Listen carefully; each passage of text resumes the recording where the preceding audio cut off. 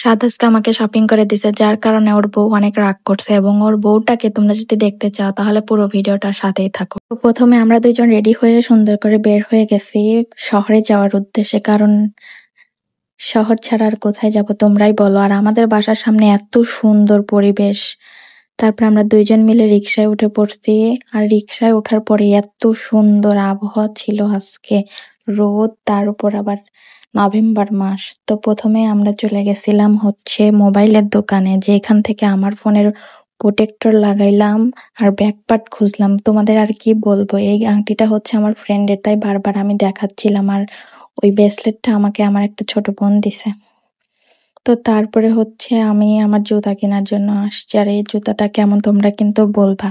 পুরো পাবনা শহর খোঁজার পরে এই দোকানে এসে এই জুতাগুলো পেলাম। ও সরি, এটাকে আবার তো জুতা বলে না, বলে ক্রক্স। যাই হোক, আমি তো অত কিছু জানি না, তোমরা এটাকে কি বলো? অবশ্যই ক্রক্সই বলো। যাই হোক, এটা আমার পছন্দ হয়েছে, তারপরে হচ্ছে সাদেরও পছন্দ, তারপর আমরা ওইটা নিয়ে নিলাম। এখন আমরা বের হয়ে যাব, আর এটাই আমি মনে মনে ভাবতেছিলাম যে সাদের সব টাকা শেষ করে ফেলছি। এখন দেখো, তারপরে আমরা এখানে চলে আসছি বিল দেওয়ার জন্য। আরো একটা কথা তোমাদেরকে বলি, পুরো পাবনা শহর খুঁজছি, আইফোন 16 এর কোনো ব্যাক কভার নেই। কি যে অবস্থা, ওরা মনে হয় আইফোন 16 চেনেই না, এরকম অবস্থা। তো দেখো, এখন আমরা দুইজন বের হয়ে গেছি, আর এখানে সাদ বলতেছিল আমাকে তুমি গরিব বানায় ফেলছো। আমারটা তো কেনা হলো, এখন তো সাদেরটা কিনতে হবে, তাই আমরা আবার সাদেরটা খোঁজার জন্য যাচ্ছিলাম যে কোন দোকানে পাবো। এত দোকান ঘুরছি, মানে আসরে বের হয়েছে, আমরা বাসায় আসতে আসতে একদম এশার চলে আসছে। তারপরে যে এই দোকানে এসে আমরা দেখতেছিলাম, মানে তেমন ভালো কোয়ালিটির ছিল না। লোটোতে দেখছিলাম কিন্তু পছন্দ হয়নি।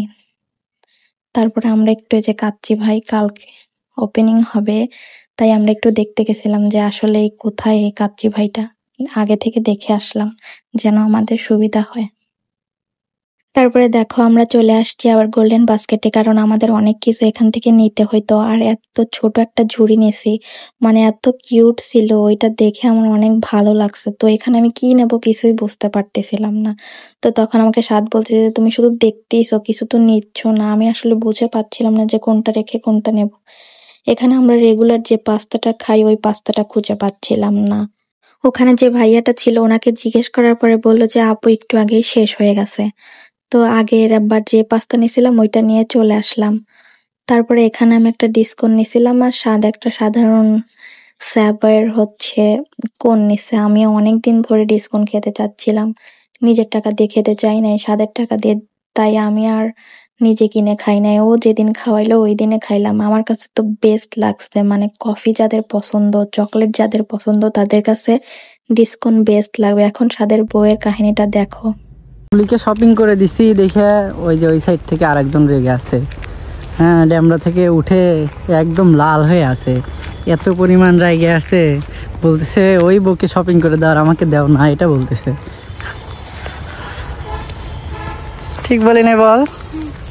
তোমরা মেবি বুঝতে পারছো কে সাদের বউ, দেখতে পারছো তো ওর বউকে কত ভালোবাসে। আমাকে একদিন একটু শপিং করে দিয়ে আবার বউয়ের রাগ ভাঙাচ্ছিল। তো তারপরে আমি বাসায় চলে আসার পরে এখানে হচ্ছে এটাকে কি বলে জানি না, এটা নিয়ে একটু খেলাধুলা করতেছিলাম। দেখো, আমি নাম জানি না, একদম ভুলে গেছি, আসলে জানি না। ওই যে কি বেলুন ফুলাতে হয় নাকি পানি দিয়ে, যাই হোক বাবলস না কি বলে। তারপরে এখানে আমি একটু টিপ নিছিলাম, তাই তিনজন, ওরা দুইজনও টিপ নেবে। এখন ওরা বুঝতেইছে না যে এটা মেয়েদের। তারপরে আর কি করব, দুইজনকেই দিয়ে দিছি। আর এখানে আমরা সবাই মিলে দুষ্টামি করতেছিলাম, গল্প করতেছিলাম। তো যাই হোক, আজকের ভিডিওটা ছিল এই পর্যন্তই। সবাই ভালো থাকবা, বাই।